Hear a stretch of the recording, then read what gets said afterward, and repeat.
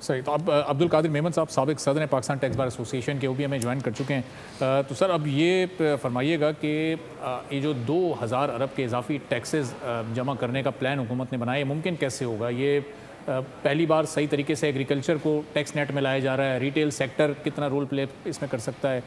जो real estate sector का एक परसेप्शन है कि वो सही तौर पर टैक्सेस नहीं वो लोग अदा करते हैं। इन 3 टैक्सेस का कितना इनपुट होगा तो फिर सैलरीड पर्सनस पर से थोड़ा सा बोझ कम किया जा सके? बहुत शुक्रिया सबसे पहले तो आपको यहाँ मदऊ करने का। देखें, ये डेफिनेटली इस दफ़ा भी जो हमारा टारगेट था 12 ट्रिलियन का, वो भी थोड़ा सा डिफ़िकल्ट लग रहा है बिकॉज़ ऑफ मैनी रीज़न कि हमने बहुत सारी ग्रोथ के जो जितने भी प्रोजेक्शंस थे उन सब पे जो है वो कदगन लगाई है।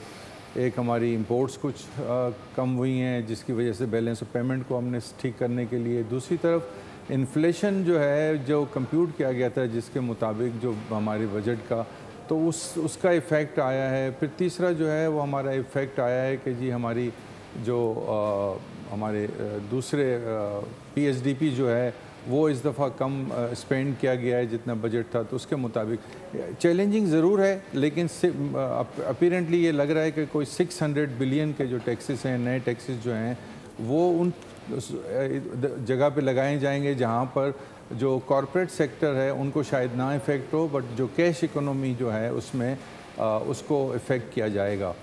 400 बिलियन के जो अहदाफ हैं वो ये हैं कि उनकी जो इन्फोर्समेंट है लॉ की उसके मुताबिक लिया जाएगा। तो अगर ये इनको मद्देनज़र रखा जाए तो मैं समझता हूँ कि ये पॉसिबल है। टोबैको पे बहुत ज़्यादा टैक्स लगाने की है कि जो है उसकी रिकवरी जो है इसकी इन्फोर्समेंट को बहुत इफ़ेक्टिव किया जाएगा।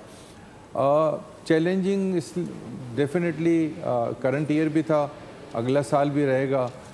अगर बजट में जो अभी आज भी थोड़ी देर बाद अनाउंस होने वाला है, अगर ग्रोथ की जो है उसकी तरफ कोई अगर प्रोजेक्ट होंगे तो आई थिंक हमारी जो GDP अगर ग्रोथ अगर बढ़ेगी जो कि अभी 2.6 है, ये उम्मीद की जाती है कि ये 3.5% तक चली जाएगी। तो अगर ये 3.5% तक चली जाएगी तो मैं समझता हूँ कि ये जो 14 ट्रिलियन का अहदाफ है उसको काफ़ी हद तक वसूल किया जा सकेगा। तो अब्दुल कादिर साहब, ये जो 13,000 का पिछले साल रखा गया था, एक बड़ा एम्बिशियस टारगेट उसको कहा गया था, उसमें जो शॉर्टफॉल अभी तक हम देख रहे हैं 30 जून तक भी बरकरार रहेगा, ये वो शॉर्टफॉल अब अगले साल ये 14,000 अरब तक कैसे पहुंचा जाएगा और इस शॉर्टफॉल को फिर कैसे ओवरकम करेंगे? देखें, एक तो IMF ने ऑलरेडी एडजस्ट कर दिया है, 12.3 ट्रिलियन पे कर दिया उसको, तो वो ऑलरेडी एडजस्ट हो गया। अब उसमें 2 फैक्टर्स जो हैं जिसको और गवर्नमेंट को जो है वो स्पेंडिंग साइड पे कम हो रहे हैं, तो जिसका इफ़ेक्ट कम हो जाएगा। जो यहाँ पे रेवेन्यू पे जो डिच आएगी वो 2 जगहों से पाकिस्तान उसको कवर कर रहे हैं। ऑल्दो इसका कोई बहुत ज़्यादा डायरेक्टली इफ़ेक्ट नहीं होता, बट इफ़ेक्ट है कि हमारा जो रेट ऑफ इंटरेस्ट कम हुआ है, जो रेट ऑफ इंटरेस्ट कम होने से जो बोरोइंग कॉस्ट एस्टिमेट की गई थी वो बोरोइंग कॉस्ट अभी फाइनेंशियल कॉस्ट नहीं होगी अल्टीमेटली 30 जून के एंड पे, तो उसका खासा इफ़ेक्ट जो आएगा। दूसरा, गवर्नमेंट ने पेट्रोलियम लेवी के ज़रिए बहुत सारी आई थिंक अबाउट 1.7 ट्रिलियन जो है वो इससे रिकवर किया है और उसका सूबों को हिस्सा नहीं जाता। तो ये पूरे का पूरा ऐसा अमाउंट है जो कि फेडरेशन के पास रहेगा।